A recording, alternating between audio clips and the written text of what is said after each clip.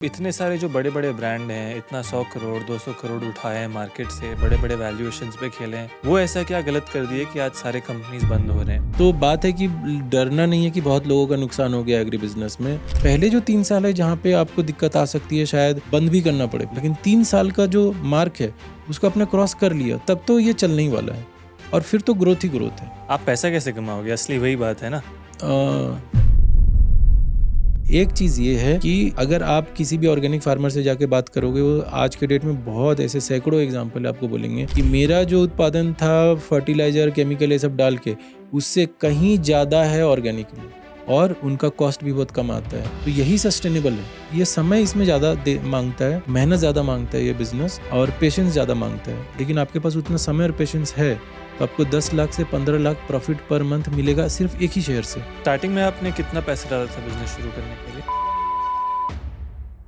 आज के डेट में कोई अपने किसान को नहीं जानता है और कहाँ से खाना आ रहा है, कहाँ से सब्जियां आ रही है, फल फूल आ रही है, ये लोग नहीं जानते हैं। लेकिन लोगों को इतना पता है कि चीज़ें ठीक नहीं चल रही है। 7,000 से ऊपर लोगों का death related to pesticide poisoning से होता है, और ये अपने बच्चों को भी खेतों में नहीं जाने देते हैं जब वो करते हैं छिड़काव। तब जब इतना इनको पता है कि इतनी खराब चीज़, तो डालेगा कोई क्यों।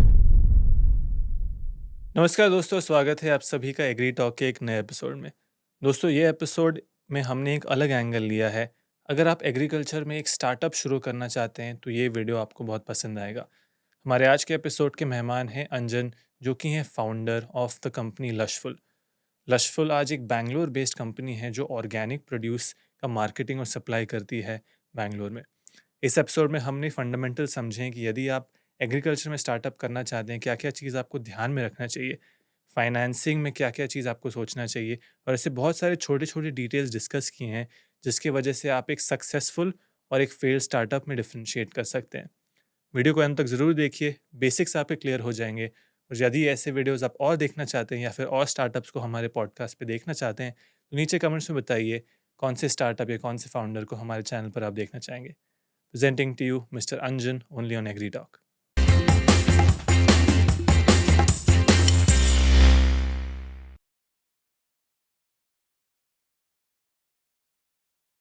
अंजन, वेलकम टू एग्री टॉक। मतलब बहुत सारे पॉडकास्ट हमने किए हैं एग्रीकल्चर के बारे में, बट कुछ पॉडकास्ट हमने किया है स्टार्टअप्स के बारे में। मेरे ऑडियंस में किसान हैं, वो लोग हैं, वो यंगस्टर्स हैं जो खेती में आना चाहते हैं। आपका बैकग्राउंड एग्रीकल्चर से नहीं है, जैसे बहुत सारे गेस्ट का नहीं होता है, फिर भी आपका काफ़ी समय और काफ़ी एफर्ट टुवर्ड्स एग्रीकल्चर जा रहा है, राइट? Let's start. आप खुद को इंट्रोड्यूस कैसे करते हैं? एग्रीकल्चर से आपका इंट्रोडक्शन कैसे हुआ? So I would say I'm somebody who's trying to solve problems which we have in the country. जब मैंने देखा कि इतना केमिकल और पेस्टिसाइड है हमारे फूड में, विच वाज अराउंड 2014-2016 के दौरान, हुँ, तो फिर मैं अपने को फाउंडर से मिला बैंगलोर में, नीलभ सिंह। तो हुँ, वो भी काफ़ी इसमें रिसर्च कर रहे थे, वो इस प्रॉब्लम को सॉल्व करने की कोशिश कर रहे थे। फिर हम दोनों साथ आके हमने फिर बहुत सारे फार्मर्स से मिले, समझा हुँ, पूरे इस चीज़ को कि कितना केमिकल है और कितना अलाउड है, और क्या कोई इसको ऑर्गेनिकली भी कर सकता है क्या, कौन कर रहा है। तो ये सीखने में काफ़ी समय लगा और फिर हमने शुरू किया। तो एक्चुअली एक प्रॉब्लम था, प्रॉब्लम के थ्रू मैं इंट्रोड्यूस हो गया एग्रीकल्चर में। हुँ, तो ऐसा नहीं था कि मुझे एग्रीकल्चर करना है, हुँ, मैं तो प्रॉब्लम के सॉल्यूशन को ढूंढ रहा था, और ढूंढते-ढूंढते पता चला कि ये तो फार्म लेवल पे काफ़ी इश्यूज़ हैं। हुँ, वहीं पे इतना छिड़काव हो रहा है पेस्टिसाइड का, केमिकल का, हर्बिसाइड्स का, इंसेक्टिसाइड्स का। हुँ, और फिर समझ आया कि फार्मर्स क्यों नहीं शिफ्ट हो रहे हैं ऑर्गेनिक में। पहले तो मैं ये सोच रहा था कि ये खुद इतना क्यों डाल रहे हैं, जबकि उनके खुद के बच्चों को, उनके खुद के स्वास्थ्य पे इतना नुकसान होता है। करीब-करीब आप देखो 7,500 लोग हैं जो इंडिया में जो किसान परिवार से आते हैं। 7,500 लोगों के डेटा ये बता रहा है कि 7,000 से ऊपर लोगों का death related to pesticide poisoning से होता है। हुँ, तो चूँकि वो कंट्रोल मैकेनिज़्म नहीं जानते हैं, उसको कैसे छिड़काव करना है, कितना मिलाना है, और आप बहुत ज़्यादा समय तक आप पेस्टिसाइड के बीच रहते हो। अगर आप किसान हो, आप पेस्टिसाइड से डील कर रहे हो, हुँ, और जब आप छिड़काव कर रहे हो, चीज़ों को यूज़ कर रहे हो, तो थोड़ा बहुत स्लो पॉइज़न वो होता है। तो किसान के हेल्थ पे भी काफ़ी इफ़ेक्ट आ रहा है। तो जब हमने सोचा कि जब इनको पता है और ये अपने बच्चों को भी खेत में नहीं जाने देते थे, तो वो भी अच्छा। मुझे काफ़ी चैलेंजिंग लगा कि जब इनको पता है कि ये चीज़ इतनी ख़राब है और ये अपने बच्चों को भी खेतों में नहीं जाने देते हैं, जब वो करते हैं छिड़काव उसके 1 हफ़्ते पहले और 10 दिन बाद तक नहीं जाने देते हैं। तब जब इतना इनको पता है कि इतनी ख़राब चीज़ तो डालेगा कोई क्यों? तो फिर और इसके तह में जाना शुरू किया, पता किया, तो पता चला कि वही है, डिमांड सप्लाई और यील्ड का है कि हुँ, इनकम ही नहीं होगा तो फिर हम क्या करेंगे? तो इसको अल्टरनेटिव ढूँढना शुरू किया, बहुत लोगों से मिला जो पर्माकल्चर में हैं, ऑर्गेनिक फार्मिंग में हैं, उन लोगों से मिला कि सच में लॉस हो जाएगा अगर वो पेस्टिसाइड नहीं डालेंगे या फर्टिलाइज़र नहीं डालेंगे, तो सच में वो पॉसिबल ही नहीं है क्या खेती करना?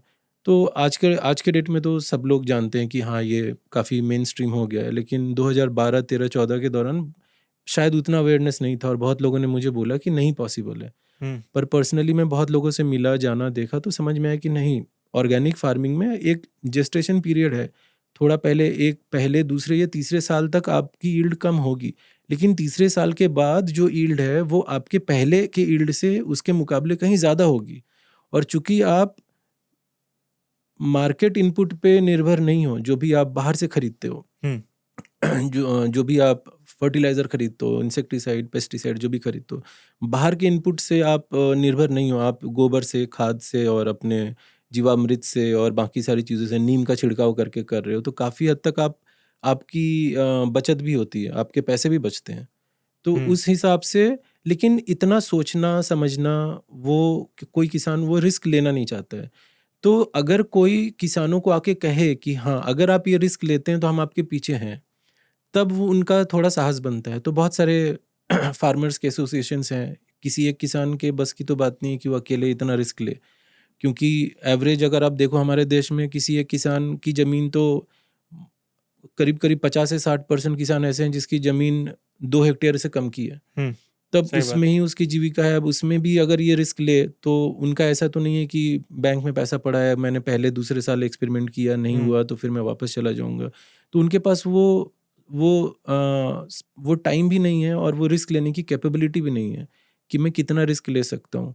तो जब कोई फार्मर एसोसिएशंस बनते हैं और जब गवर्नमेंट की तरफ से भी इसमें एक्सटेंशंस, मिनी गवर्नमेंट एक्सटेंशंस के थ्रू जो प्रोग्राम्स चलते हैं, हुँ, उनके थ्रू जब इनको जानकारी मिलती है और बहुत सारे स्वयंसेवी संस्था हैं, एनजीओज़ हैं, वो भी अपने कोर्सेज़ कराते हैं कि आप पर्माकल्चर से सीखिए, ऑर्गेनिक कल्चर से सीखिए कि ऑर्गेनिक फार्मिंग से आप कैसे कर सकते हैं।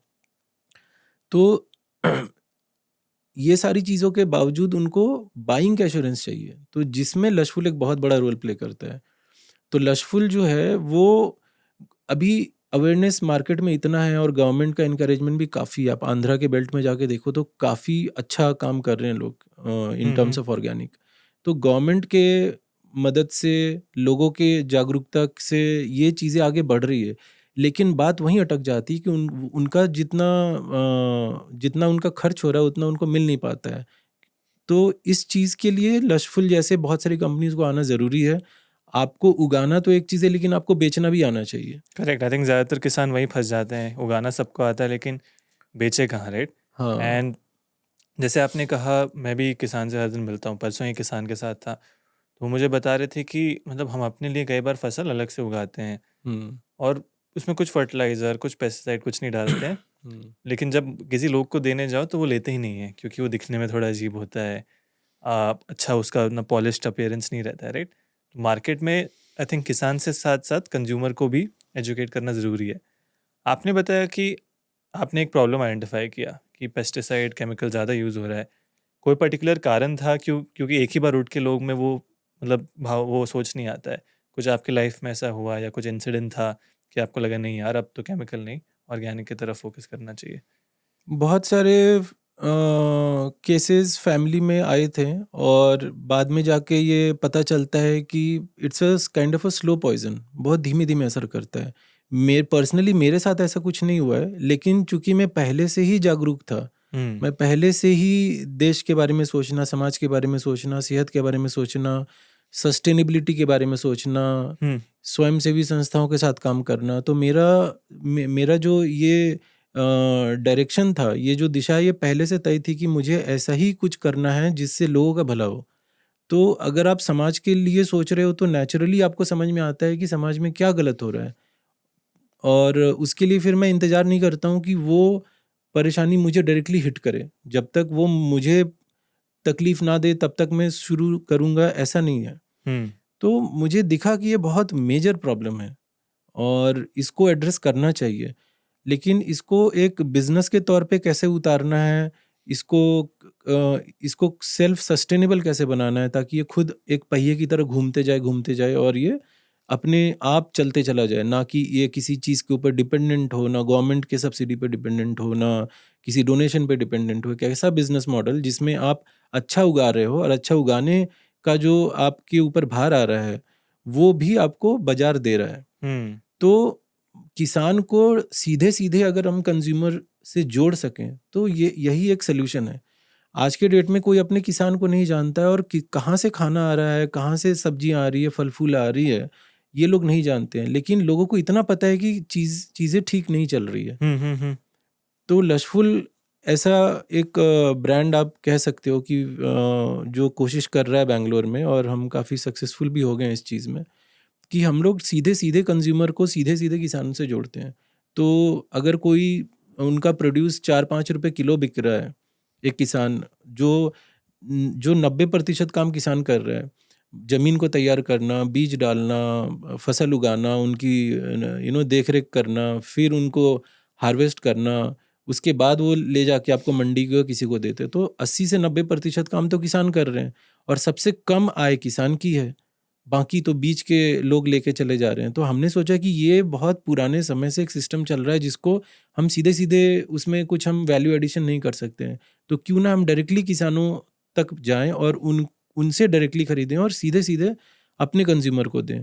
और कंज़्यूमर का भी विश्वास ऐसे बढ़े कि हम ना कोई कोल्ड स्टोरेज यूज़ करें, ना हम किसी तरह का अपने एंड पे उसकी शेल्फ लाइफ़ या पेरिशेबिलिटी को बढ़ाने के लिए यूज़ करें। हुँ, और 14 से 15 घंटे में हम कैसे हार्वेस्ट होते जब वो हार्वेस्ट हो रहा है और वो कैसे 14 से 15 घंटे में सीधे-सीधे वो कंज़्यूमर के दरवाज़े तक पहुँच जाए, अगर वो हम सॉल्व कर पाएँ, तो लोग भी डायरेक्टली ऐसे ब्रांड से जुड़ेंगे कि जो किसानों की मदद कर रहे हैं और हमें भी काफ़ी एप्रिसिएशन मिलता है, लोग काफ़ी खुश हो जाते हैं। और कल ही एक मैसेज आया था व्हाट्सएप पे कि एक माँ है, वो अपने 1 साल के बच्चे को अंगूर नहीं खिला पा रही थी क्योंकि अंगूर में बहुत पेस्टिसाइड है। हुँ, ये सेम मैसेज मुझे लास्ट ईयर भी आया था, 2 माँओं का एक ऐसा मैसेज आया था कि अंगूर मैं अपने बच्चे को नहीं खिला पा रही थी। उनका बच्चा 3.5 या 4 साल से ऊपर का था। नहीं सॉरी, मतलब 1 साल से वो वेट कर रही थी कि कोई अच्छा प्रोडक्ट मिले। बच्चा बड़ा था लेकिन 1 साल से अंगूर ही वो लोग घर में खरीदना बंद कर देते। इतना डर है लोगों में, इतना डर है। तो लेकिन अब जब हमारा अंगूर वो खा रहे हैं तो काफ़ी खुश हैं। अब वो फ्रीली, कंफर्टेबली अपने बच्चों को भी दे पा रहे हैं। तो हुँ, ये सब चीज़ जब एप्रिसिएशन आता है लोगों से तो समझ में आता है कि किसान जो मेहनत कर रहे हैं और उसकी जो तारीफ़ कंज़्यूमर करता है, हालाँकि कहीं न कहीं वो मैसेज मुझे आता है और हमारे ब्रांड को आता है, लेकिन हम कई बार वो बताते भी हैं कि ये ऐसे किसान से आया था और उनको क्रेडिट मिलना चाहिए। तो इस तरह का पॉज़िटिव रिस्पॉन्स है मार्केट से। आज अंजन भाई बहुत सारे जो कोई भी न्यूज़ देखता है, हम लोग कभी मार्केट में देखते हैं, सबसे ज़्यादा एग्रीकल्चर में एग्री स्टार्टअप्स मेजॉरिटी फेल होते हैं, राइट? एंड जब हम D2C का बात करें, डायरेक्ट जो फार्म से लेकर किसान तक पहुंचा रहे हैं, ज़्यादातर बिजनेस आज शट डाउन हो रहे हैं, लॉस मेकिंग है, सबने मार्केट से बहुत ज़्यादा पैसा उठाया एंड तभी भी वो उतना सक्सेसफुल नहीं हो पाया। मैं नाम नहीं लेना चाह रहा हूँ, बट एक यंगस्टर्स को एक इंडस्ट्री का ओवरव्यू देना चाह रहा हूँ, राइट? आज मैं चाहता हूँ कि आपके एक्सपीरियंस पे, जो भी स्केल पे आज आप हैं, हम कोशिश करें इनको सिखाने की स्टेप बाय स्टेप वो क्या कर सकते हैं यदि उनको एग्रीकल्चर में और इस डोमेन में आना है। आपने कहा लशफुल जैसे कई सारे बिजनेस आने चाहिए, वो क्या गाइडेंस दें उनको कि वो कहाँ से शुरू करें, राइट? जैसे मैंने कहा बहुत ही कॉम्पिटिटिव इंडस्ट्री है, बहुत समय देना पड़ता है, सीखना पड़ता है, वो आपने किया। तो मानो मैं एक यंगस्टर हूँ और मुझे एग्रीकल्चर में स्टार्टअप बनाना है, किसानों को मदद करना है, सही खाना लोगों तक पहुँचाना है। मेरा स्टार्टिंग पॉइंट क्या होना चाहिए? स्टार्टिंग पॉइंट तो पहले, अगर आप एक एग्री बिज़नेस में आना चाह रहे हो तो अच्छी प्लानिंग बहुत ज़रूरी है। और फाइनेंस की थोड़ी नॉलेज होनी चाहिए, या आप किसी पास में कोई सीए है या चार्टर्ड अकाउंटेंट है या ऐसे फाइनेंस के कोई लोग हैं जिनके साथ बैठ के आप पूरी प्लानिंग करो कि आपके पास कितने पैसे हैं, इस पूरे प्रोजेक्ट में कितना पैसा लगने वाला है, अगले 6 से 7 महीने तक अगर इससे मुझे 1 रुपए भी नहीं आया तो मेरा कैसे चलेगा? उसके बाद ये पूरे प्रोजेक्ट का कॉस्ट क्या है? तो कहीं न कहीं अकाउंटिंग बहुत अच्छी होनी चाहिए, जिसके वजह से ही बहुत सारे किसान भाई जो हैं वो कोशिश भी करते हैं कि हम भी क्यों ना डायरेक्टली पहुँचे कंज़्यूमर तक, और हुँ। काफ़ी यंगस्टर्स हैं वो चाहते हैं कि क्यों ना हम डायरेक्टली हुँ, एक हुँ, हुँ। डी2सी ब्रांड शुरू करें। तो कहीं न कहीं उनका प्लानिंग जो है बहुत स्ट्रॉन्ग होना चाहिए। सेकंड पॉइंट इज़ कि it's a purpose driven business. तो यहाँ पे आप ओवरनाइट सक्सेस ऑफ कोर्स आप एक्सपेक्ट नहीं कर सकते हो। तीसरा पर हमारा पर्पस ड्रिवन बिज़नेस मतलब थोड़ा और गहराई में समझाइए? तो बिज़नेस तो जैसे लोग करते हैं, एक तो करते हैं कि ऑफ कोर्स व्यापार है तो लोग पैसे कमाने के लिए बिज़नेस करते हैं। लेकिन कुछ बिज़नेसेस ये होते हैं जिनका एक कॉज़ होता है, एक पर्पस होता है which is related to society. हुँ। तो जब वो पर्पस ड्रिवन ब्रांड आपका बनता है कि आप क्या सॉल्व कर रहे हो, क्या रूट कॉज़ को आप आइडेंटिफ़ाई कर रहे हो और उसको सॉल्व कर रहे हो, तो वहाँ पे आपकी एंड्योरेंस लेवल बढ़ जाती है। वहाँ पे आप ज़्यादा समय तक खेल सकते हो और परेशानी आने के बावजूद भी आप खड़े रहते हो, क्योंकि आपको पता है कि मैंने शुरू क्यों किया था, वो जानना ज़रूरी है कि आप कहाँ पहुँचना चाह रहे हो। कहाँ पहुँचना चाह रहे हो। ओवरनाइट पैसा कमा रहे हो तो शायद एग्रीकल्चर में बिज़नेस। नहीं हो सकता है। लेकिन ये एक बहुत बड़ी गलतफ़हमी है, बहुत लोगों से मैं सुनता हूँ कि अरे एग्री बिज़नेस कर रहे हो यार, इसमें तो हाथ जल जाएगा, नुकसान है, बड़े-बड़े लोगों का हो गया तो कैसे क्या होगा? तो बात है कि डरना नहीं है कि बहुत लोगों का नुकसान हो गया एग्री बिज़नेस में। आप मान के चलो कि 50 से 60 प प्रतिशत लोग इस देश में एग्री से जुड़े हैं। हुँ। ये हमारे देश का सबसे बड़ा एक सेक्टर आप कह सकते हो, और आगे आने वाले समय में एग्री बिजनेस से ही हमारे देश को आप आगे लेके जा सकते हो। बाकी सारे सेक्टर्स बहुत कम कंट्रीब्यूट कर पाएंगे, और तीसरा ये है कि अगर आप एग्री बिजनेस से जुड़ते हो तो आपका बाजार बहुत बड़ा है। तो आप आज आपको वो चीज़ छोटी दिख रही है, लेकिन अगर आप अच्छे एक बिजनेस मॉडल को तैयार कर पाते हो जो सस्टेनेबल हो, हुँ। आप हमेशा निर्भर ना हो कि बाहर कहीं से पैसा है तो मैं इसको चलाऊँ। अगर वो आप अचीव कर पाते हो, अगर आप प्रॉफ़िटेबिलिटी अचीव कर पाते हो, तो फिर ये बाज़ार इतना बड़ा है और आपका बिज़नेस इतना सॉलिड बिल्ड होगा कि अगले 50 साल, 100 साल तक वो चलता ही रहेगा। तो शुरुआती 2 साल, 3 साल तो बहुत मुश्किल होगा, और एग्री में बहुत तरह के बिज़नेस लोग करते हैं। एक करते हैं जो बैकएंड इंटीग्रेशन है, जो थोड़ा बहुत किसान और उनके साथ मिलके काम करते हैं। उनको इनपुट कैसे दें, उनको हम चीज़ें कैसे मुहैया कराएँ, टेक्नोलॉजी के माध्यम से कैसे कराएँ, आईओटी के माध्यम से कैसे कराएँ, नए-नए एग्री कल्चरल मेथड्स उनके साथ इंट्रोड्यूस करके मतलब उनके किसान को साथ कुछ काम। बेचते हैं। हाँ, किसान को कुछ बेचते हैं, किसान को कोई तकनीक सिखा के उनकी पैदावार कैसे बढ़ाते हैं। कुछ लोग इस तरफ काम करते हैं। कुछ लोग काम करते हैं कि जो पैदावार है वो बाज़ार तक कैसे पहुँच रही है, हुँ। सॉरी, वो बाज़ार तक कैसे पहुँच रही है, हुँ। उस पे काम करते हैं। और कुछ लोग ऐसा काम करते हैं कि कुछ लोग ऐसा ये काम करते हैं कि वो पैदावार से लेके उसके ट्रांसपोर्ट से लेके उसको बेचने तक का पूरा काम करते हैं। तो एग्री में बहुत सारी चीज़ें हैं। अगर आप शुरू कर रहे हो तो आपको क्लियर होना चाहिए कि आप बैकएंड में खेल रहे हो या फ्रंट एंड में खेल रहे हो। मतलब आप कस्टमर फेसिंग ब्रांड हो या आप बैकएंड में खेल रहे हो। आप सब चीज़ पहले करने जाओगे तो वो बहुत मुश्किल है, और उसमें आपकी डेथ रेट बहुत बढ़ जाती है। मतलब बिज़नेस का जो डेथ रेट है वो बहुत ज़्यादा हो जाता है। तो आपने डिसाइड किया कि आपको किसानों से ऑर्गेनिक उत्पादन खरीदना है एंड कस्टमर तक पहुंचाना है।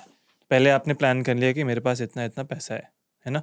उसके बाद आपका पर्पस क्लियर हो गया कि मुझे ये करना है। अब आगे क्या? मुझे लगता है ज़्यादातर लोग के पास प्लान क्लियर होता है, एग्जीक्यूशन में वो चूक जाते हैं, है ना?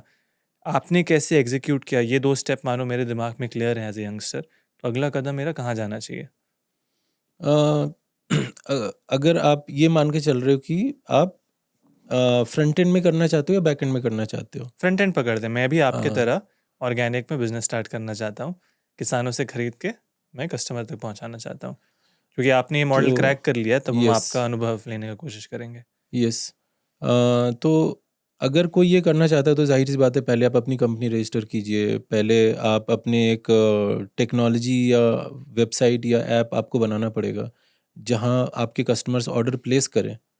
और वो आप सिस्टम आप अच्छा तैयार करें कि एक वेबसाइट है जहाँ पे लोग आके ऑर्डर कर रहे हैं, वहाँ पे पेमेंट मिल रहा है। इसमें बेनिफिट ये है कि आपको पैसा पहले मिल जाता है आपके कस्टमर से। उसके बाद उस पैसे को आप किसान को देते हो, तो आपको बहुत ज़्यादा कैपिटल नहीं लगेगा। ये एक अच्छा मॉडल हो जाता है। तो जब आप यहाँ तक पहुँच गए कि चलो अब मेरे पास एक वेबसाइट है या एक ऐप है, जहाँ पे मैंने सारे ऑर्गेनिक उत्पादों को हमने लिस्ट कर दिया उस वेबसाइट या आपने ऐप पे ऐसे ही हमने। किया था? हाँ, मैंने भी ऐसे ही किया था। ठीक है। उसके बाद आपको पेमेंट उससे कैसे लेना है, वो सारी चीज़ें क्लियर होनी चाहिए। जब और एक पूरा सिस्टम तैयार करना चाहिए कि जैसे हम कैसे करते हैं, एक एक उदाहरण के तौर पे अगर मैं बताऊँ तो पहले हमने ऑफ कोर्स एक वेबसाइट से शुरू किया था, ऐप भी नहीं था हमारे पास। और स्टार्टिंग दिन में। हाँ, स्टार्टिंग में सिर्फ वेबसाइट था, ऐप नहीं था। और हम सिर्फ हफ्ते में 1 बार डिलीवर कर पाते थे, क्योंकि हम नए थे, सीख रहे थे, हमारे पास उतना कैपिटल नहीं था कि हम हर दिन डिलीवरी शुरू कर सकें। तो आप हफ्ते के 1 दिन से डिलीवरी शुरू कर सकते हो।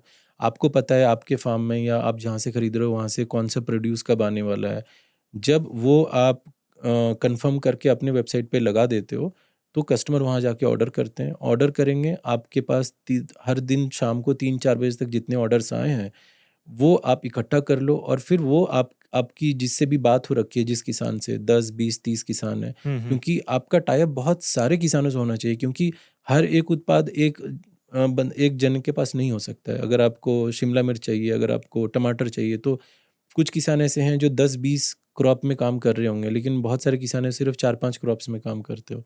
तो बहुत सारे किसानों के से आपको जुड़ा रहना बहुत ज़रूरी है। और जिससे भी आपकी बातचीत हो रखी है, उनको आप शाम को 4-5 बजे तक बता दो कि भैया मुझे इतना-इतना आइटम लगेगा। वो आपको सारा आइटम शाम ढलते ही लोग अपना हार्वेस्ट कर लेते हैं, 5:30-6 बजे तक, साढ़े 6 बजे तक हार्वेस्ट कर लेते हैं। 6 बजे तक हार्वेस्ट हो जाता है, तो उस वहाँ फार्मर से वो आपके जगह तक कैसे आए, वो आपको इंतज़ाम करना पड़ेगा। प्रोक्योरमेंट जो हम कहते हैं। हाँ, प्रोक्योरमेंट, और उसको फर्स्ट माइल हम लोग बोलते हैं अपने लैंग्वेज में, कि पहला जो सफ़र है सब्जियों का, जो मेरे प्रोसेसिंग प्लांट में जो, या फिर आप अपने घर में कर रहे हो, जहाँ पे भी कर रहे हो, वो खेत से आपके जगह तक आने का जो पहला एक लॉजिस्टिक्स है, आप छोटा ट्रक, वैन, टेम्पो, ऑटो कैसे भी करके आप उसको वहाँ ले आओ, उसे फर्स्ट माइल कहते हैं। उसको फर्स्ट माइल कहते हैं लॉजिस्टिक्स के लैंग्वेज में। जब वो चीज़ें आपके यहाँ पे आ गई है, आप कोशिश कीजिए कि वो 10, साढ़े 10, मैक्सिमम 11 बजे तक आ जाए। रात को? रात को 11 बजे तक आ जाए। क्यों? क्योंकि रात को, क्योंकि जब पहली बार ये बिज़नेस शुरू कर रहे हो, तो और हम ये भी कह रहे हैं कि आप कोल्ड स्टोरेज नहीं बनाओ और ये सारी चीज़ें नहीं करो, तो सामान बहुत ख़राब हो जाता है अगर दिन में पूरा प्रोसेस रन करोगे तो। क्योंकि हमारा एनवायरनमेंट ऐसा है कि गर्मी बहुत होती है। तो कस्टमर को खुश करने के लिए, और कस्टमर की आदत जो है कि एकदम फ्रेश दिखना चाहिए, क्योंकि कस्टमर क्या करते हैं, वो कोल्ड स्टोरेज का सामान खरीदते हैं जो काफ़ी फ्रेश दिखता है, और आप इनिशियल स्टेज में कोल्ड स्टोरेज बनाने का खर्चा भी नहीं ले सकते हो, और कोल्ड स्टोरेज तो करना भी नहीं चाहिए, क्योंकि फिर वो फ़ायदा नहीं होगा कि जो ऑर्गेनिक सामान बाज़ार में बिक रहा है कोल्ड स्टोरेज के थ्रू, उससे बेटर आपका कैसे हो। पेरिशेबिलिटी आपको मेंटेन करना है, तो दिन के बजाय रात में प्रोसेस करो पहले स्टेप में। ठीक है, ठीक है। तो अब जब रात में प्रोसेस करोगे तो टेम्परेचर ऐसे गिरा रहेगा, आपका खर्चा बहुत कम हो जाएगा। तो रात को आप 11 बजे से सुबह के 3-4 बजे तक उसको धोना, उसको सॉर्टिंग करना, ग्रेडिंग करना, फिर उसको पैक करो। आप झोले में पैक कर सकते हो। हमने तो पहले लकड़ी का एक छोटा कार्टन बनाया था, उसमें हम सारी चीज़ें पैक हाउस एक अलग से बनाना होता है? हाँ, तो आपको एक जन, या शुरुआत में आप खुद भी कर सकते हो, फिर 1 या 2 आप स्टाफ रख सकते हो, 2 लोग अगर मिल गए, तो वो आप पैक करो। अब पैकिंग तो मैं यही कहूँगा कि आप पत्ते में ही पैक करो, ज़्यादा बेटर है, क्योंकि उसमें मॉइस्चर भी रिटेन होता है। साल का पत्ता हो गया, या बहुत तरह के पत्ते आपको मिलते हैं, तो कुछ नहीं मिल रहा है आपको, केले के पत्ते में सब्जियों को रैप करो। अच्छा, आपने किया है ऐसा? हाँ, हम आज भी करते हैं। केले के पत्ते में या बाकी किसी पत्ते में ही हम रैप करते हैं, हम प्लास्टिक तो यूज़ ही नहीं करते हैं। अच्छा, प्लास्टिक आप यूज़ नहीं करते? बिल्कुल नहीं प्लास्टिक, क्योंकि वो एनवायरनमेंट के लिए ख़राब है। आप सोचो ना कि प्लास्टिक अगर आपके खेत में जाएगा, कहीं न कहीं तो जाएगा, किसी का खेत तो ख़राब होगा, और वो जो प्लास्टिक, जो उनके जो रेसिड्यूज़, उनके जो केमिकल्स हैं, वो फिर हमारे धरती में मिलने वाली है। तो हम बस अपने 2 हेक्टेयर को ना देख के सबको देखो, तो ज़्यादा अच्छा रहेगा। तो प्लास्टिक हम बिल्कुल यूज़ नहीं करते। समझ तो गया। तो ये मेरा फर्स्ट माइल में मैं एज़ अ बिज़नेस मुझे ध्यान देना है कि सही समय पे हार्वेस्टिंग हो, है ना? कि ज़्यादा गर्मी के समय नहीं हो, ऐसे समय हो ताकि वो उत्पादन ख़राब ना हो। हार्वेस्ट करके एक पैक हाउस या कहीं पे मुझे लाना है, फिर पैकिंग वगैरह करना है। इसके बीच में, इसके बाद डायरेक्ट कस्टमर को भेजना है? नहीं, जब आपने अब हर कस्टमर ने, मान के चलो पहले दिन में आपको 50 लोगों ने ऑर्डर दे दिया, 20 सही। लोगों ने ऑर्डर दे दिया, तो हर कस्टमर का एक आईडी बनाओ, उसका नाम लिखो, पेपर पे लिख लो। पहले आपके पास उतना टेक्नोलॉजी नहीं रहेगा, पहले आप शुरू कर रहे हो तो सिंपल आप कागज़ पे भी कर सकते हो कागज़ पे करो, कि एक्सेल 20 पे करो। कस्टमर हाँ। है और मैंने उसका लिख लिया कि क्या नाम है, ऑर्डर आईडी क्या है और इसका क्या-क्या सामान है। तो उसका पूरा बैग आप रेडी कर लो। केले के पत्ते को नीचे बिछा दो, सारा रेडी कर लो। 4 साढ़े 4 बजे सुबह तक आपकी अच्छे से आराम से पैकिंग हो जाती है। हुँ। जब पैकिंग हो गई, तो जब उसने जो ऑर्डर दिया तो आपके वेबसाइट पे उसने एड्रेस भी डाला होगा कि कौन से एड्रेस पे डिलीवर करना है। तो अब आपके पास एक छोटा टू व्हीलर होना चाहिए और कुछ ऐसे बैग्स, डिलीवरी बैग्स होने चाहिए। एक टू व्हीलर में 3-4 ऑर्डर आप लेके जा सकते हो। अगर आप शुरुआत में ज़्यादा ऑर्डर लेके जाओगे तो जो लर्निंग हमें मिली है वो आपको मैं आज ही बता दे रहा हूँ कि अगर आप ज़्यादा ऑर्डर पहले ही लेना चाहोगे तो क्या होता है कि सब्जियाँ काफ़ी नाज़ुक होती है। हुँ। वो एक के ऊपर आप एक रखोगे वो क्रश हो जाती है, उनका लुक एंड फील सब डिस्ट्रॉय हो जाता है और सब्जियाँ भी काफ़ी बर्बाद होती है, वो दब जाती है। दब गया सब्जी तो फिर जल्दी सड़ना शुरू हो जाता है। हुँ। तो कम एक एक मोटरसाइकिल वाले को या एक स्कूटर में आप कम सामान डालो, मतलब 3-4 ऑर्डर ही उसको दो और फिर आप उसको कस्टमर तक डिलीवर करो। सुबह 8 बजे तक, साढ़े 8 बजे तक हो जाएगा। अगर आप बहुत बड़े शहर में डिलीवर करने की कोशिश कर रहे हो तो ट्रैफिक कभी ज़्यादा मिलेगा तो 9 बजे तक, साढ़े 9 बजे तक आप आराम से डिलीवर कर सकते हो उसको, समझ गया। किसी भी बड़े शहर में। आपका मॉडल ऐसे ही होता है कि यस। दोपहर को या शाम को हार्वेस्ट, रात को पैकिंग और सुबह डिलीवरी। सुबह डिलीवरी, क्योंकि सुबह ट्रैफिक कम रहता है हुँ। और हम बैंगलोर जैसे शहर में रहते हैं तो यहाँ हुँ। डिलीवरी हमें करनी है। तो हमारा वहाँ पे भी समय बचता है और हम इजीली पहुँच पाते हैं कस्टमर तक। और थोड़ा बहुत आप ये भी कर सकते हो कि कोल्ड पैक्स आते हैं बड़े सस्ते। कोल्ड पैक जो है वो आप अपने हर बैग हुँ। में कहीं पे डाल दो तो आपकी सब्जियाँ ठंडी रहती है। हुँ। हुँ। और अगर आप क्रेट में डिलीवर करना चाह रहे हो, तो क्रेट में क्या है कि सारी सब्जियों को आपने केले के पत्ते में रैप किया और जो आपके जो बोरे होते हैं या जूट के बैग होते हैं, उनको भिगा के उसके ऊपर डाल दो आप। तो वो मॉइस्चर और वो फ्रेशनेस बनी रहती है। जब आपका प्रोड्यूस, जब आपका उत्पाद जो है वो 2 घंटे ट्रांज़िट में है, तो वो काफ़ी फ्रेश रहता है। फिर कस्टमर को आप डिलीवर करते हो, फिर आप घर आके अपना सारा अकाउंटिंग और हिसाब करो कि आज मैंने 20 कस्टमर को दिया, कितना मेरा खरीद पड़ा, कितना मेरे को मिला, कितना का नुकसान हुआ। तो किसी भी एक फसल आप ही लीजिए, उसका हुँ। उदाहरण लेके समझा सकते हैं कि मानो मैं किसान हूँ, जैविक किसान हूँ, आपके साथ व्यापार कर रहा हूँ। मुझे उस फसल का कितना मिलता है एज़ कम्पेयर टू दूसरा किसान? क्या मुझे ज़्यादा उसमें इनकम मिलता है? फिर वो इनकम का लेके जो सारे माइल बाय माइल अकाउंटिंग आप बता रहे ज़रूरी है, वो एक रफ़ नंबर लेके आप कर सकते हैं कैलकुलेशन? अब अगर ऐसा देखा जाए तो अगर आप ऑर्गेनिक उगा रहे हो और अगर आप उसको बेचने की कोशिश करो तो अगर आप मंडी या किसी मिडिल पर्सन के पास जाओगे तो ऑफ कोर्स वो आपको बहुत कम देगा दाम। लेकिन अगर आप किसी ऐसे बिजनेस के साथ जुड़ रहे हो जो सीधे सीधे कस्टमर को डिलीवर करता है, वो आगे किसी को फॉरवर्ड नहीं कर रहा है, वो सीधे बेच रहा है, तो काफ़ी हद तक चांसेस ये है कि आपको दाम अच्छा मिलेगा। तो पहले तो वो देखना बहुत ज़रूरी है क्योंकि मंडी में तो नहीं मिलता है दाम। मतलब हमारे बहुत सारे किसान हैं वो तो ऑर्गेनिक उगा के फिर दाम नहीं मिला, वापस स्विच हो गए हैं वो फर्टिलाइज़र में हुँ। और केमिकल और इंसेक्टिसाइड, पेस्टिसाइड वो वापस उसमें शिफ्ट हो गए, उनको दाम नहीं मिला। क्योंकि वो डिमांड जनरेट करना भी बाज़ार में बहुत ज़रूरी है जो हम लोग कर रहे हैं। तो अगर आप मान के चलो कि कोई 2 या 4 क्रॉप में डील कर रहा है, तो वो तो सीधे-सीधे कस्टमर को नहीं बेच पाएगा। क्योंकि कस्टमर 2 या 4 आइटम तो नहीं खरीदेगा। हुँ। वो तो अपना जब झोला भरेगा तो उसमें सब चीज़ चाहिए उसको, आलू, प्याज़, टमाटर, मिर्ची, धनिया, परवल, सारी 2-3 सब्जियाँ, थोड़े बहुत फल भी चाहिए उसको। तो अगर आप 2 या 4 क्रॉप में डील कर रहे हो, तो आप सीधे-सीधे कस्टमर को तो नहीं बेच सकते हो। हुँ। ये तो एक बात है। तो अगर आप 2 या 3 क्रॉप कर रहे हो और वो भी जैविक कर रहे हो और आपको चाहिए कि आपको दाम अच्छा मिले, तो आपको बी टू बी में शुरू करना पड़ेगा। मतलब आप एक किसान हो, हुँ। आपको हुँ। हुँ। किसी ऐसे बिज़नेस को बेचना पड़ेगा जो आगे कस्टमर को बेचेगा। तो वहाँ पे रिस्क भी कम हो जाएगा क्योंकि अगर सीधे आप कंज़्यूमर के दरवाजे तक पहुँचोगे, तो वहाँ पे कॉस्ट बहुत ज़्यादा बढ़ जाता है और वो मैं सजेस्ट नहीं करूँगा किसी भी किसान भाई को कि आप वो सीधे-सीधे वो करो। तो आपको ऐसे ढूँढना पड़ेगा कि जो ऑर्गेनिक खरीदे और अच्छे दाम पे खरीदे। अब मान के चलो आप ऑर्गेनिक में अगर आप कर रहे हो, तो 25 से 30% तो आपको ज़्यादा मिलेगा ही मिलेगा दाम। अच्छा, 25 से, मार्केट से। हाँ, मार्केट से 25 से 30% ज़्यादा मिलेगा। हुँ। साधारण प्रोड्यूस की भी अगर मैं बात करूँ या ऑर्गेनिक फार्मर से भी कोई भी एक क्रॉप हो गया, फॉर एग्जांपल अगर वो किसी बड़े मंडी में या कहीं और बेचे तो उसको ₹4 ₹5 किलो मिलता है। वो फिर मंडी में जाता है, वहाँ पे भी फिर छोटे वाले रहते हैं रिटेलर्स। सुबह 3 बजे तो बड़े वाले आते हैं, 3 बजे मंडी में जो बड़े लेवल पे काम करते हैं वो आ गया, वो उसको उसने खरीद लिया 4 रुपये 5 रुपये में, उसने फिर छोटे वाले को वहीं फर्स्ट हैंड बेच देते हैं 12 14 15 रुपये के हिसाब से। फिर वो रिटेल वाले लेके आके दुकान यहाँ सजाते हैं, अपने छोटे टाउन में या सिटीज़ में वो अपने दुकान को लगाते हैं। वो रिस्क भी लेते हैं कि सब्जी खराब भी हो सकती है, बिक भी सकती है, नहीं भी बिक सकती है, तो इसीलिए वो अगर 14 15 पे खरीदते हैं तो उसको बेचते हैं 35 में, 40 में, 50 में, क्योंकि उनका रिस्क बहुत ज़्यादा होता है, उनके पास स्टोरेज की फैसिलिटी नहीं रहती है। तो कोई भी रिटेलर अगर लाता है अपने ठेले पे या दुकान पे कहीं बेचता है, तो मान के चलिए कि वो 2 से 3 दिन तक उसको रखने की कोशिश करता है, किसी तरह से उस सब्जी को बचाने की कोशिश करता है ताकि मेरा बिक जाए, और उनका नुकसान भी बहुत होता है। तो नुकसान जो है ना, जो वेस्टेज है, उसका भी हिसाब हर दिन होना चाहिए, जो कोई नहीं करता है, किसी के पास नहीं है हिसाब कि मेरा वेस्टेज कितना हुआ पैसे में, किलो में नहीं, कितने पैसे में कितना वेस्टेज हुआ, और वेस्टेज को मैं कैसे बचाऊं।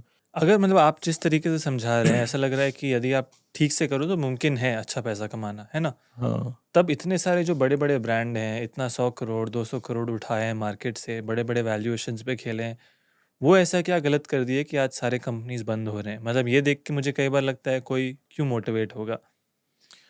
सबसे बड़ा कारण ये है कि ऑफ कोर्स एक्सपीरियंस, हुँ, कि आप अपना हिसाब किताब कितना टाइट रखते हो। अब एक कस्टमर को लाने का खर्चा ही बहुत ज़्यादा है। एक कस्टमर को अपना एडवर्टाइजमेंट या मार्केटिंग के थ्रू आपका वो कस्टमर बन गया, उसका खर्चा ही बहुत ज़्यादा है, तो आपकी सारी चीज़ें हिल जाती है। उसके बाद रिटेंशन एक बहुत बड़ा इंपॉर्टेंट फैक्टर है कि अगर आप 100 कस्टमर हर महीने आप लेके आ रहे हो, जिसमें से 50 वापस चले जा रहे हैं, किसी को क्वालिटी पसंद नहीं आया, कस्टमर केयर पसंद नहीं आया, हुँ, तो आप अब ऑफ कोर्स आप सब्जी ऐसी चीज़ें जो आप डिलीवर कर रहे हो उसमें कोई दाग है, धब्बा है, कुछ है, तो लोग बोलेंगे ठीक नहीं, आप रिटर्न कर लो। अब किसान के पास तो आप जा नहीं सकते हो कि रिटर्न कर लो, और उनको आप कस्टमर को भी नहीं समझा सकते हो कि आप रिटर्न हम नहीं लेंगे, हुँ। क्योंकि कस्टमर इंडिया के जो हैं हमारे देश में बहुत डिमांडिंग कस्टमर है। तो उनको चाहिए कि रिफ़ंड दे दो, क्योंकि उनकी आदत जो है ये बड़े लोगों ने ख़राब कर दी है, तो आपको रिफ़ंड भी देना है। तो बहुत सारे कारण से कस्टमर चले जाते हैं, हर महीना जाएँगे। लेकिन कोशिश ये रखना है कि 60% कम से कम आपका रिटेंशन रहे। 60% रिटेंशन का मतलब, अगर 100 लोग हर महीने ऑर्डर कर रहे हैं, जनवरी में 100 ने ऑर्डर किया, तो उस 100 में से 60 लोग जो फरवरी में भी ऑर्डर करें, हुँ, ठीक है? तो और फरवरी में आपने और 100 कस्टमर जोड़ लिया, तो 60 जनवरी वाले आ गए और 100 इधर से आ गए, तो फिर 160 हो गए आपके कस्टमर। तो जनवरी में आपने शुरू किया था 100 कस्टमर से, फरवरी में हो गया 160। तो नए कस्टमर को जोड़ते जाना है, पुराने कस्टमर को सँभाल के रखना जो सबसे बड़ा टास्क है। तो कस्टमर केयर आप शुरुआत में व्हाट्सएप के थ्रू कर लो कि ये मेरा नंबर है, कुछ रहा तो आप इस पे बताइए, हम आपको इसका सॉल्यूशन देंगे, और ये मेरा नंबर है, आप कॉल हुँ। कीजिए। तो एक लड़का तो होना चाहिए कि सिर्फ़ वो बस, या एक जन तो होना चाहिए कि वो सिर्फ़ वो कस्टमर से बात करे कि ऑर्डर मिला, सही मिला, नहीं मिला, ये परेशानी आई, अच्छा ये चीज़ ख़राब है, चलो हम आपको इसका रिफ़ंड करते हैं। ये आता है प्रॉब्लम बिज़नेस में बहुत? हाँ, बहुत आता है। क्या-क्या कहानी सुनने को मिलता है कस्टमर से, उदाहरण जैसे? कि पहले तो कस्टमर्स इसलिए ऑर्गेनिक खरीद लेते हैं कि सेहत के लिए अच्छा है, एक जागरूकता आ गई है लोगों में, लेकिन माइंडसेट वही है कि एकदम चकाचक दिखनी चाहिए सब्जी, कहीं दाग धब्बे नहीं, और थोड़ा सा काला नहीं, ये नहीं। और ऑर्गेनिक जो है वो एकदम चकाचक नहीं दिखेगा, जाहिर सी बात है। हुँ, जो चीज़ नेचुरल है उस वो नेचुरल जैसी दिखेगी। तो अगर वो साफ़ नहीं दिखता तो उनको ठीक नहीं लगता है। कहीं दाग धब्बे आ गए हैं, थोड़ा-सा दब गया है, तो वो हुँ, ठीक नहीं लगता है। फिर आप जब डिलीवर करते हो तो ऐसे लर्निंग तो बहुत है, अगर मैं शेयर करना चाहूँ तो 5 घंटे लग जाएँगे। तो छोटा-छोटा मैं और शेयर करता हूँ कि और किसी को इतना तकलीफ़ ना हो जितना हमें तकलीफ़ हुआ है। फॉर एग्ज़ाम्पल, आप जब पपीता है या कोई सब्ज़ी है या कोई फ्रूट है, वो आप डिलीवर करते हो, तो कस्टमर चाहता है कि मैंने फ्रूट ऑर्डर किया है, कोई फल मैंने ऑर्डर किया है और वो मैं ऑर्डर किया हूँ तो खाऊँगा। खाने के लिए लोग ऑर्डर करते हैं लोग। लेकिन आप पका हुआ फल डिलीवर कर नहीं सकते हो, क्योंकि वो डिलीवरी में वो दब जाएगा, सड़ जाएगा, ख़त्म हो जाएगा। थोड़ा-सा भी दब गया, थोड़ा मार पड़ गया अगर केले के ऊपर, पपीते के ऊपर, किसी के ऊपर, तो आप वहाँ कस्टमर तक जाते-जाते 2 घंटे में उसकी शक्ल और ख़राब हो जाएगी, हुँ, एकदम ख़राब हो जाती है। और वहाँ कस्टमर अगर 1 दिन भी अपने घर पे रख लिया तो उसका फिर तो वो देखने लायक नहीं रहती है सब्ज़ी। तो दबना नहीं चाहिए, तो आप पका तो डिलीवर नहीं कर सकते हो, एकदम तैयार तो नहीं डिलीवर कर सकते हो। हुँ, कच्चा अगर आपने डिलीवर कर दिया कि वो बड़े हुँ, आसानी से डिलीवर हो जाता है, तो कस्टमर बोलेगा कि यार ये तो 2 दिन 3 दिन हो गए, मैं बैठा, मैं खाऊँ कब? तो सही समय पे उसको तो सेमी राइप ही सही आइडिया है कि आप सेमी राइप दो, जो थोड़ा सा सख्त भी हो लेकिन पक जाए, 1 से 2 दिन कस्टमर के पास रहे और वो पक जाए और वो खा ले। तो ये एक लर्निंग हमें मिली कि हमें सेमी राइप में भी बहुत क्वालिटीज आते हैं कि कलर पकड़ना शुरू हुआ है अभी। वो कलर जैसे ही पकड़ा है और आपको लग रहा है कि आज सोमवार है और लग रहा है कि बुधवार तक पकेगा, तो आपको वो उठाना है, क्योंकि सोमवार को आप उठा रहे हो, आप उसको प्रोसेस करोगे, मंगलवार तक पहुंचेगा, तब तो वो बुधवार को कस्टमर खाएगा। बट ऐसा भी कई बार होता होगा कि मतलब माल पक गया है लेकिन उसका डिमांड नहीं है, ये भी होता है क्या? नहीं, तो हमारा मॉडल ही हमने इसलिए ऐसा रखा है कि हम पहले खरीद के अपने पास स्टोर ही नहीं करते हैं। ये मॉडल अपना समझाइए, क्योंकि एक दो बार आपने मेंशन किया एग्जैक्ट बिजनेस मॉडल किया और आपने टेक्नोलॉजी भी मेंशन किया। इसमें टेक्नोलॉजी का कहाँ प्रयोग हो रहा है? तो पहली चीज़ ये कि आप कोई भी सब्जी खरीद रहे हो, फल फूल खरीद रहे हो, पेरिशेबल आइटम खरीद रहे हो, उसको आप स्टोर मत करो अपने जगह पे कि चलो मैंने 50 किलो ले लिया, अब आज बेचता हूँ आज इसको। के हिसाब से 30 किलो तो निकल ही जाता है, मेरा डेली का हिसाब 30 है, मैंने 40 मंगा लिया, मोटा मोटा कि 10 बढ़ भी सकता है। तो ऐसे ही सारे लोग धंधा करते हैं देश में। तो 30 किलो का खपत है, मैं 40 मंगा के रखता हूँ, और वो 40 में क्या होगा कि 5 किलो जरूर से जरूर खराब होता है। अगर आप किसी छोटे दुकान वाले से पूछो तो उनका वेस्टेज बहुत है। ये वेस्टेज को कंट्रोल करना बहुत ज़रूरी है। तो उसके लिए आपको, खैर हम लोग तो काफ़ी टेक्नोलॉजी यूज़ करते हैं, या सिंपल आप एक्सेल शीट पे भी कर सकते हो, या आप कागज़ कलम पे भी कर सकते हो कि मेरा जो डेली का खपत है 30 है। तो क्यों ना आप ऐसे मॉडल पे काम करो कि आप ऑर्डर पहले ले लो कस्टमर से, और उसी ऑर्डर के बेसिस पे आप किसान से खरीदो। 50 किलो किसान से खरीद के आप मान के चल रहे हो मेरा 40 किलो का खपत है, आपने 50 खरीद लिया। उल्टा करो, आप पहले कस्टमर से बोलो कि आपका डिमांड कितना है, आप कितना खाओगे, आप कितना ऑर्डर कर रहे हो मेरे वेबसाइट पे। वो हम्म। बोलता है 40 किलो, तो आप वही 40 किलो ऑर्डर किसान को दो, और वही 40 किलो आप खरीद के इनको पास कर दो। तो आपने जीरो इन्वेंट्री रखा, मतलब आपके पास इन्वेंट्री है ही नहीं। आप नहीं रखते हो? नहीं, हमारे जीरो इन्वेंट्री। अगर आप हमारे प्लांट में आओगे, हमारे फैसिलिटी में आओगे, आपको एक भी केला पपीता कुछ दिखेगा ही नहीं।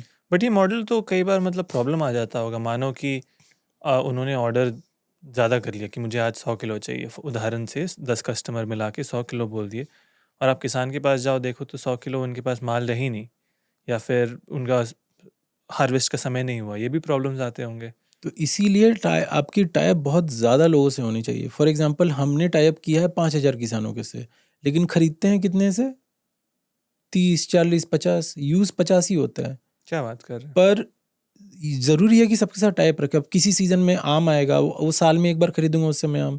अब आम वाले में भी कम से कम हमारे पास ऐसे हैं कि 10 हैं जो जिससे खरीदता हूँ, लेकिन उनके फार्म को विजिट करके उनसे टाइप करके मैंने 50 से रखा है। 40 को हमेशा बैकअप में रखता हूँ, क्योंकि मुझे रेट भी चेक करना है, मुझे अवेलेबिलिटी भी चेक करना है।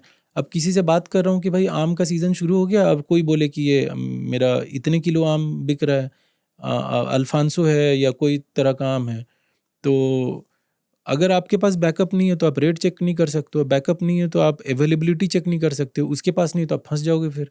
तो आपके पास लिस्ट बड़ी लंबी होनी चाहिए कि सिर्फ केले के मेरे 20 हैं, मेरे टमाटर के मेरे 10 हैं। और शुरुआती दौर पर तो मैं यही कहूँगा किसी को कि आप किसान संगठन से खरीदो, ना कि सीधे सीधे किसान से खरीदो। एकदम पहला दिन, धीरे धीरे आप किसान तक पहुँचो, और जब आपकी सप्लाई और डिमांड थोड़ी सेट हो जाए, एक अच्छे वॉल्यूम पे आ जाए, तो आप अपना छोटा सा कलेक्शन सेंटर डाल दो वहाँ पे कि इस एरिया में इतने मेरे किसान हैं जिससे तो मैं लेता हूँ। तो सीधे लेना और सीधे वहाँ पहुँचाना पैक हाउस तक, उससे बेटर आप वहीं पे कलेक्शन सेंटर रख लो, वहीं पे सब ला के दे देंगे, उनका भी खर्चा बचेगा। और अगर आप इस मॉडल में काम करना चाह रहे हो तो आपको किसान के बारे में बहुत सोचना पड़ेगा, क्योंकि किसान का खर्चा कितना कम से कम हो, उनका अपना माल पहुँचाने में उनका खर्चा नहीं होना चाहिए। उनको जो दाम है वो हैंड टू हैंड मिलना चाहिए, उनको पैसे सेम डे मिलने चाहिए, उनको एश्योरेंस भी आपसे मिलना चाहिए कि आप खरीदने वाले हो नहीं खरीदने वाले हो।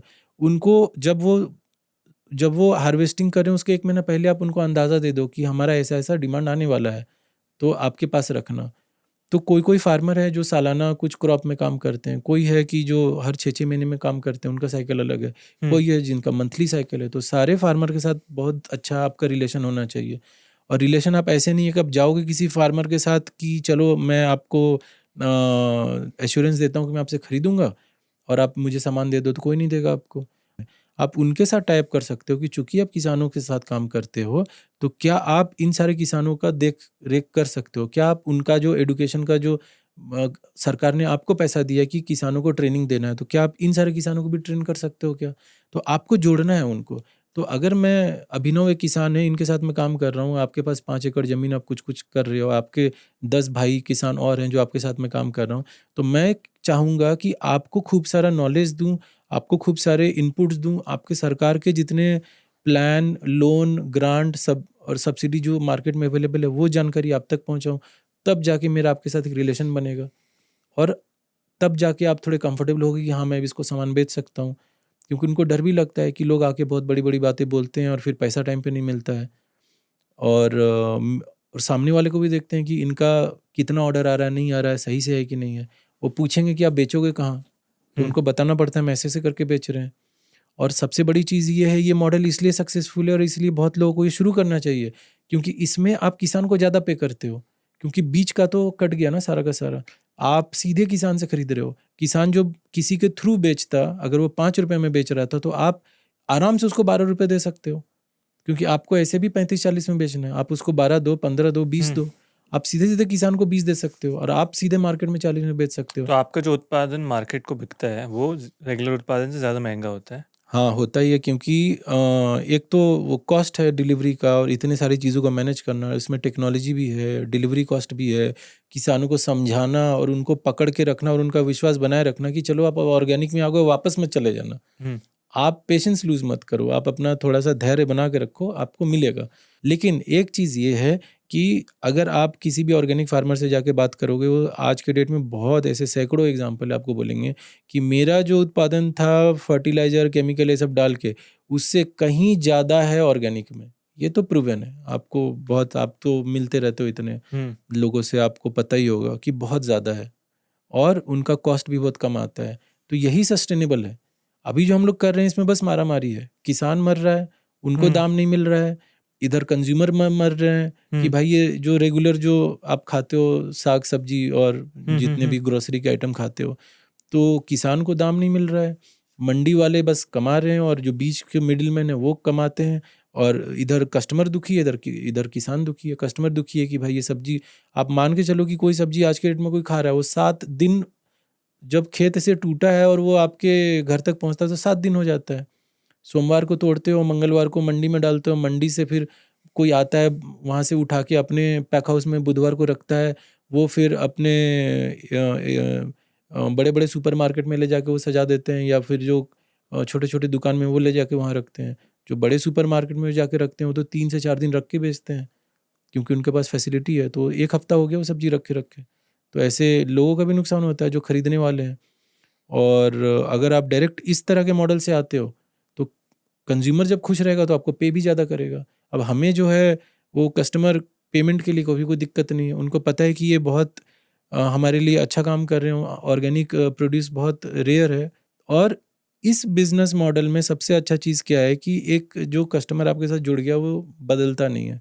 एक बार वो विश्वास बन गया, उस एक बार उसने वो सब्ज़ी या फल-फूल ग्रेप्स खा लिया और उसको फ़र्क पता चला, तो फिर वो कभी बदलता नहीं है।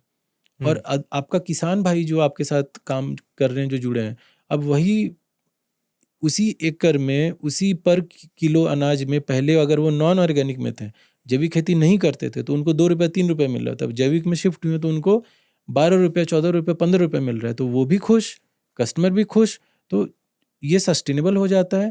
तो बीच में आप जब सारी कड़ियों को जोड़ते हो, तो सारा बेनिफिट और सारा क्रेडिट आपको मिल जाता है कि हाँ, ये लोग हैं जो सारी चीज़ों को, इन लोगों ने पूरा इकोसिस्टम तैयार किया है, जिसके माध्यम से सही चीज़ हम उगा रहे हैं और सही चीज़ खिला रहे हैं। आप अभी आपका मतलब आर यू कंफर्टेबल शेयरिंग कि क्या नंबर्स आप कर पाते हैं? क्योंकि आपने बोला आप प्रॉफिटेबल आज हैं, राइट? एंड आगे जाके आपका विज़न क्या है? कहाँ आप देख रहे हैं? इस इंडस्ट्री में क्या पॉसिबल है in terms of revenue numbers? क्योंकि आज यंगस्टर्स जो है, वो हमेशा ये सोच के आते हैं कि काम अच्छा करना है, बट साथ ही साथ पैसा तो कमाना है। मतलब पैसा नहीं कमाएँगे तो फ़ायदा क्या, राइट? तो आप कितना कर पा रहे हैं आज if you are comfortable sharing? तो ये उल्टा है कि शुरुआत में 3 साल 4 साल दिक्कत है। उतना आपको बहुत मेहनत करना पड़ेगा। रात में भी काम कर रहे हो, दिन में भी काम कर रहे हो और पैसे का भी थोड़ा खींचतान रहेगा पहले 3 साल। लेकिन जैसे ही लोग आपसे जुड़ जाएँगे और जैसे ही ये स्केल करेगा, ये बिज़नेस जैसे ही स्केल करेगा, हुँ, तो प्रॉफ़िटेबिलिटी आपकी बढ़ने लग जाएगी। क्योंकि एक छोटे से जगह पे आप ज़्यादा लोगों को डिलीवर कर रहे हो, या एक बड़े शहर में आपका ऑर्डर का वॉल्यूम बढ़ गया है, तो अब बड़े वॉल्यूम पे आप अच्छे दाम पे खरीद सकते हो। बड़े वॉल्यूम को डिलीवर करने के लिए आपकी जो ट्रांसपोर्ट कॉस्ट है वो कम हो जाएगी। बड़े वॉल्यूम को सस्टेन करने के लिए आप एक डेडिकेटेड कस्टमर केयर का बंदा भी हायर कर सकते हो। शुरुआत में क्या है कि हम लोग खुद ही मैनेज करते हैं कस्टमर को, तो हर चीज़ के डेडिकेटेड लोग आप रख सकते हो, तो उससे प्रोसेस भी बहुत एफिशिएंट बनता है, प्रोसेस भी बहुत रिफाइन हो जाता है, तो कहीं पे भी लीकेज पॉइंट नहीं रहती है। तो अगर ये बिज़नेस आप किसी तरह से सस्टेन कर पाते हो 3 साल तक, उसके बाद ये बिज़नेस पीछे मुड़ के कभी नहीं देखेगा। पहले जो 3 साल है जहाँ पे आपको दिक्कत आ सकती है, शायद बंद भी करना पड़े, पहले 2 साल 3 साल, लेकिन 3 साल का जो मार्क है उसको आपने क्रॉस कर लिया, तब तो ये चलने ही वाला है, और फिर तो ग्रोथ ही ग्रोथ है। स्टार्टिंग में आपने कितना पैसा डाला था बिज़नेस शुरू करने के लिए? अगर लोग को अंदाज़ा देना हो इतना पैसा की आवश्यकता पड़ेगी आपको? इस बिज़नेस को आप बहुत, अगर आप चाह रहे हो शुरू करना, तो कम से कम 50 से 60 लाख तो कम से कम आपके पास होना चाहिए। अच्छा। क्योंकि इसमें आपको अगर आप किसी बड़े शहर में शुरू कर रहे हो हुँ। और थोड़े अच्छे स्केल में शुरू करना चाह रहे हो, अगर आप किसी छोटे शहर में शुरू करना चाह रहे हो, तो मेरे ख्याल से 20 लाख भी सफिशिएंट है। आप 20 लाख से भी शुरू कर सकते हो। और जब ये अमाउंट मैं बोल रहा हूँ, ये अमाउंट आपको एक हिसाब लगाना है कि अगले 6 महीने तक मुझे कुछ नहीं आने वाला है, मेरे पॉकेट से सिर्फ जाने वाला है। तो अगले 6 महीने तक टोटल कॉस्ट क्या है, ठीक है? आप जो माल खरीदोगे उसका कॉस्ट नहीं डालना है, वो तो आप खरीद रहे हो 100 रुपये में, उसको आप 120, 140, 150 में तो बेचोगे ही, वो तो आपका खर्चा निकल जाएगा। जो आपका रेंट है, जो पैक हाउस है, हुँ। जो लोग काम करेंगे, उसके बाद जो वेबसाइट का खर्चा हो गया, जो आप कस्टमर से मिलोगे या उनको बुलाओगे कि आओ मेरे फार्म पे देखो, बात करो, जो आपका खर्चा है फार्मर से जाना, मिलना और उनसे रिलेशन बनाना, जो खर्चा है आपको लॉजिस्टिक्स में, ट्रांसपोर्ट में जो खर्चा है, या तो आप किसी ट्रक वाले से बात कर लोगे या रेंट पे ले लोगे, या बोलोगे कि चलो मेरे को सिर्फ 2 घंटे के लिए चाहिए, इस रूट पे आप जा रहे हो तो मेरे को इतने का दो। 2-4 मोटरसाइकिल वालों को या स्कूटर वालों को आपने बात कर लिया, वो कहीं और डिलीवरी कर रहा है। शुरुआत में छोटे स्तर पे तो ऐसे ही करना पड़ता है। हुँ। तो 20 लाख से भी आप शुरू कर सकते हो। 20 लाख एंड 3-4 साल बाद मेरा एक्सपेक्टेशन क्या हो सकता है in terms of earning? I know ये बहुत बिज़नेस टू बिज़नेस वेरी करता है, बट एक हुँ। रफ नंबर आप दे सकते हैं कि आप कहाँ पे हैं आज? What are you comfortable sharing? और क्या अ आपका विज़न है? आप कहाँ देख रहे हो अगले कुछ साल में? अ, ये बिज़नेस तो जैसे मेरे भी काफ़ी दूसरे ब्रांड भी हैं जो हमारे जैसा ही काम करते हैं बड़े-बड़े शहरों में। उनका तो 100 करोड़ तक चला गया है। मान के चलो अगर आप 7 से 8 साल या 9 साल इसमें देते हो, तो ये 100 करोड़ तक जा सकता है। हुँ। अगर आप 3 से 4 शहरों में ऑपरेट करो तो। 4 शहरों में ऑपरेट कर रहे हो, और बहुत रिफाइंड या बहुत एक्सपीरियंस लोग नहीं हैं ऊपर मैनेजमेंट में, नए लोग हैं, तो 10 साल आप पकड़ लो, 10 से 12 साल में आप वहाँ पहुँच सकते हो। तो ये हो चुका है और ये लोग कर रहे हैं। ये नंबर जो मैं बता रहा हूँ ये हो रहा है हमारे इंडस्ट्री में। हुँ। अगर आप 3 से 4 शहरों में ऑपरेट कर रहे हो, अगर आप एक शहर में ऑपरेट कर रहे हो और आपने 5 साल लगा दिया, एक शहर में अच्छे से आप अपने ऑपरेट किया, 5 साल लगा दिया, आपको मंथली नहीं भी तो मैं बोलूँ 12 से 14 लाख रुपए बचेगा। आप शुरुआत करते हो 30-40 लाख रुपए से, लेकिन ये समय इसमें ज़्यादा दे माँगता है, मेहनत ज़्यादा माँगता है ये बिज़नेस, और पेशेंस ज़्यादा माँगता है। लेकिन आपके पास उतना समय और पेशेंस है, तो आपको 10 लाख से 15 लाख प्रॉफ़िट पर मंथ मिलेगा सिर्फ़ एक ही शेयर से। प्रॉफ़िट। प्रॉफ़िट सारा खर्चा काट के। 10 लाख पर मंथ आप प्रॉफ़िट एक छोटे से शहर में बैठ के कमा सकते हो। आप मान के चलो कि आप बीटेक करते हो, एमबीए करते हो, 10-10 साल कॉर्पोरेट में काम करते हो, 15 साल कॉर्पोरेट में काम करते हो, आपकी सैलरी 4 लाख बनती है। 3 लाख, 4 लाख ज़्यादा हो गया, ठीक है? उसमें भी आप इनकम टैक्स वगैरह सब देते हो और फिर आपके हाथ में कुछ आता है, और वैसा लाइफ़स्टाइल भी मेंटेन करना पड़ता है, हुँ। और उसमें क्या है कि 12 महीना काम करना पड़ता है। हुँ, हुँ, हुँ। अगर आप ये वाले बिज़नेस में आते हो और बहुत कम उम्र में शुरू करते हो, 20 में, 22 में, 24 में, तो आपके पास बहुत सुविधा ये है कि आपको खोने के लिए ज़्यादा कुछ है नहीं आपके पास, ठीक है? और आपके पास समय भी काफ़ी है, और आपके पास एनर्जी भी है, आपके पास फ़ोकस भी है। तो आप अगर 20, 22, 23, 24, 25 में ये बिज़नेस शुरू करते हो, तो बहुत अच्छा है। उसके बाद आप 5 साल भी अगर ये बिज़नेस में लगाते हो, 5 से 6 साल लगाते हो, 7 साल लगाते हो, आप कम से कम भी मान के चलो तो 5 लाख का तो नेट प्रॉफ़िट कर रहे हो। आप कानपुर में बैठे हो, जयपुर में बैठे हो, कोयंबटूर में बैठे हो, किसी छोटे शहर में बैठे हो। फ़ोकस्ड हो कि प्रॉफ़िटेबल होना चाहिए स्टार्टिंग से। हाँ, प्रॉफ़िटेबल होना चाहिए। लोग क्या कर रहे हैं, वो बस देख रहे हैं इंटरनेट पे और मीडिया में कि इनको 10 मिला, इनको 20 करोड़ मिला, इनको 50 करोड़ की फंडिंग मिल गई। तो फंडिंग वगैरह के चक्कर में डे 1 से आप रहोगे तो आप तो कुचल दिए जाओगे। क्योंकि फंडिंग में ये भी होता है कि अगर वो नए हैं, बिजनेस बैकग्राउंड से नहीं है या बहुत ज़्यादा एक्सपीरियंस नहीं, कॉर्पोरेट में काम नहीं किया है, तो उनको पता नहीं कि ये दुनिया क्या है, ये वेंचर कैपिटल और इस तरह का जो पैसा आता है इसकी अप्स एंड डाउन्स क्या है। अप्स तो डेफिनेटली है कि आपको मदद करता है बड़े स्केल पे पहुंचाने में, हुँ, आपको कैपिटल एक्सपेंडिचर मिल जाता है बहुत पहले। इसके डाउन्स भी ये हैं कि वो आपको थोड़ा सा पुश करते हैं अपने तरीके से बिजनेस को चलाने के लिए। हुँ। वो शायद आपका कस्टमर का फोकस भी हिल सकता है, आपकी प्रॉफिटेबिलिटी पे ध्यान छोड़ के वो बोलते हैं आपको टॉप लाइन पे फोकस करो। तो स्टार्टिंग में मुझे लेना चाहिए बाहर से पैसे या खुद का पैसा डालना चाहिए? बिल्कुल नहीं लेना चाहिए बाहर से पैसा। आप अपने बट हर आदमी के पास वो 15-20 लाख होता नहीं है ना। तो आप और छोटे स्तर से शुरू करो। फिर अगर आपके पास 20 लाख नहीं है तो और छोटे स्तर से शुरू करो। फॉर एग्जाम्पल 3,000 रुपये महीना आप शॉपिफाई वेबसाइट को दोगे, ठीक है, 1 साल का भी खर्चा लगा लिया, 12 या 36, ठीक है, 36,000 रुपये महीना इधर हो गया। आपने छोटे शहर में एक रेंट पे ले लिया, एक छोटा पैक हाउस, आपको मुश्किल से 30-40 हज़ार रुपये में रेंट पे मिल जाता है। वो 12 या 36 वो भी हो गया, 3.5 लाख इधर हो गया। 3.5 लाख और 1 साल का खर्चा बता रहा हूँ। 4 लाख में आपको पैक हाउस मिल जाएगा, वेबसाइट वगैरह मिल जाएगा। मार्केटिंग में आपने 10,000 रुपये महीना भी किया तो पूरे साल का 1,20,000 हुआ, ठीक है। तो 4, 1, 5, 5.5 लाख हुआ। उसके बाद आपने एक रेंट पे स्कूटी वगैरह ले लिया, बैग वैग खरीदा, 4 स्कूटी और बैग वो रेंट पे मिलता है। या फिर आप मान के चलो 1,500 रुपया महीना, 1,600 रुपया रेंट पे आपको मिलता है। या खुद की आप मोटरसाइकिल से पहले शुरू करो या आसपास के लोगों को जोड़ के शुरू करो। उसके बाद आपका खर्चा आएगा कंपनी को रजिस्ट्रेशन करने में, जो चार्टर्ड अकाउंटेंट को इन सबको देना है।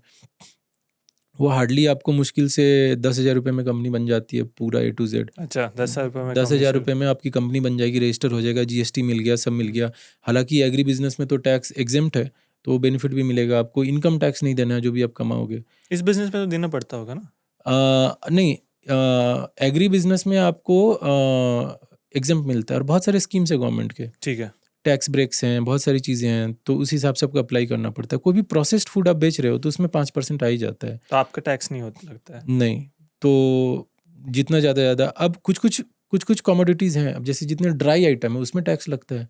हुँ, आटा, दाल, आटा हो गया, आपकी अचार हो गया, कुछ भी चीज़ आप प्रोसेस कर लेते हो, हुँ। रॉ फॉर्म में नहीं बेच रहे हो, एज इट इज़ नहीं बेच रहे हो। जो खेत से टूटा है वो सीधे सीधे आप बेच दो, तो उसमें टैक्स का कोई चक्कर ही नहीं है। खेत से जो टूटा है उसको फैक्ट्री में या किसी प्रोसेसिंग प्लांट में डाल के उससे कुछ और तैयार कर रहे हो, तो प्रोसेस हो गया तो अलग अलग स्लैब रेट है गवर्नमेंट के हिसाब से, उतना आपको जीएसटी लग जाएगा, तो कस्टमर को थोड़ा ज़्यादा पे करना पड़ता है। तो मैं खर्चे पे आ रहा था कि अगर किसी को शुरू करना है तो 7-8 लाख रुपया भी सफिशिएंट है। ऐसा नहीं कि आप नहीं शुरू कर सकते हो। किसी भी छोटे शहर में 7-8 लाख रुपया है, और अगर आपने 2 लाख रुपया और बफर में डाल लिया कि चलो पहला 2-3 महीना में जो सामान खरीद रहा हूँ किसान से और जो बेच रहा हूँ उसमें कुछ लर्निंग भी होती है, तो 10 लाख तो मैं आपको यहीं पे हिसाब बता रहा हूँ। 2 लाख का बफर डाल के 10 लाख से भी आप ये काम शुरू कर सकते हो। इंटरेस्टिंग। एक आखिरी मैसेज आप देना चाहेंगे अंजन भाई, जो लोग स्पेशली यंगस्टर्स हैं, एग्रीकल्चर में स्टार्टअप करना चाहते हैं, कुछ नया शुरू करना चाहते हैं, उनको एक मैसेज क्या देना चाहेंगे आप?